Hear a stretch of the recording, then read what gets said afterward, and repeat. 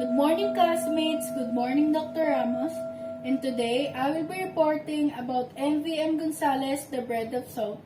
So let us first know who is NVM Gonzales.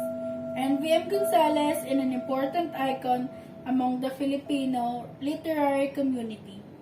It feels like a fitting way to wrap up Filipino-American History Month. NVM Gonzales, born in the Philippines in 1915 in the province of Oriental Mindoro. Gonzales published his first work in the Philippine Graphic, and his first poem was published in 1934. His lack of college degree didn't stop him from pursuing teaching. During his writing career, Gonzales wrote 5 novels, 8 short fictions, and multiple essays.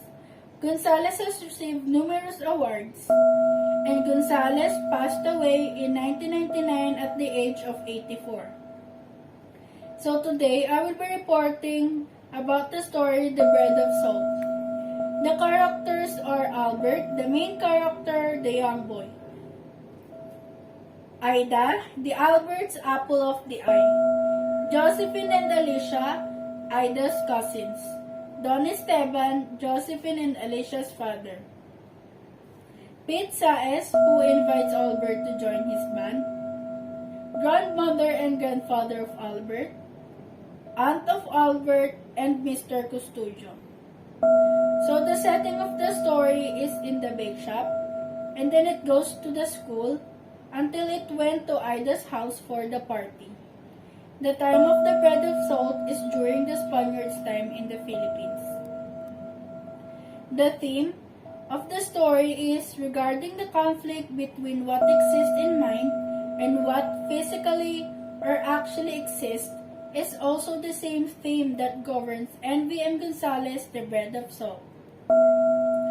So the episode A, 14-year-old boy who was a grandson of a late coconut overseer, and his morning routine was to buy a pandesal or bread of salt early in the morning.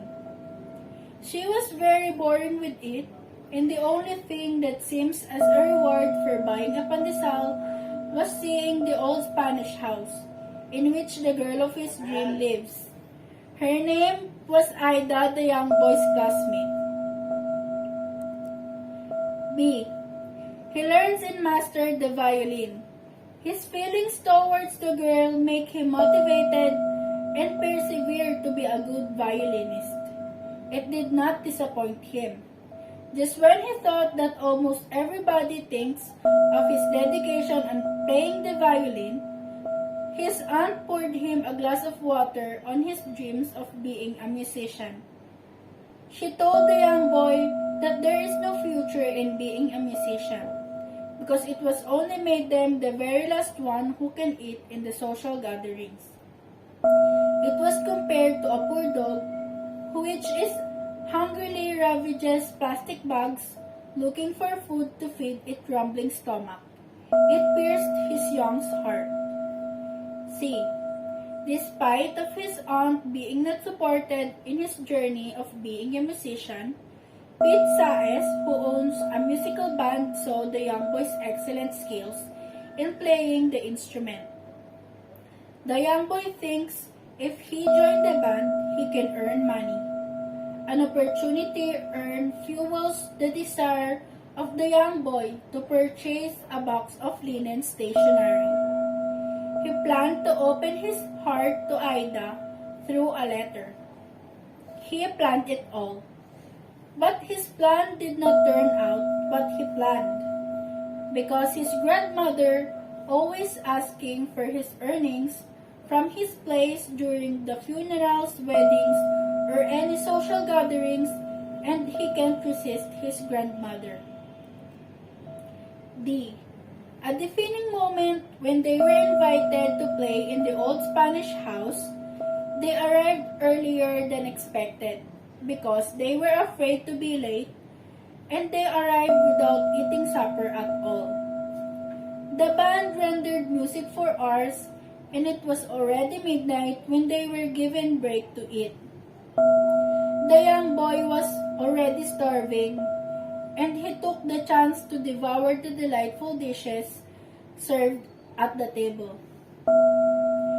He conveyed every food as if he is in the battlefield. Not only that, he even put some egg yolk thing that is dipped in honey and peppermint in the several table napkin and hid it under his shirt. Until he heard Ida's voice from behind. He was caught.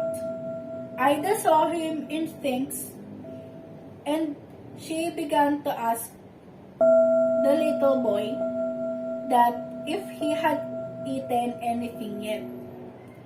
To add the insult to the injury, Ida even told the young boy that she could pack him a big package of food if only he could wait until the visitors to leave. It was like a punch in his ego. For a long time, he tried to look perfect in Ida's eyes, until he was like a glass already broken by humiliation. He walked away and went to the veranda and threw the food that was hidden under his shirt. He realized that the dream of him with Ida wasn't what he thought it would be. So the resolution of the story is, the little boy realized that he was like a pandesal. He is still not ready to face the reality. The story describes the bread of salt that we can compare it to the skin color of the Filipinos. It was small, which refers to our protagonist who was still very young. His dreams with Ida were undeniably sweet, but the young boy could not distinguish that it was possible at the moment. They were evidently belonged to different worlds. Ida being on the upper or elite class, while the young boy on the lower class. Just like the pandesal, which is still molded in the bake shop, there are still many things in life that he must learn, and he do is just wait for the right time when he can finally prove himself worthy. So that ends my report. Thank you.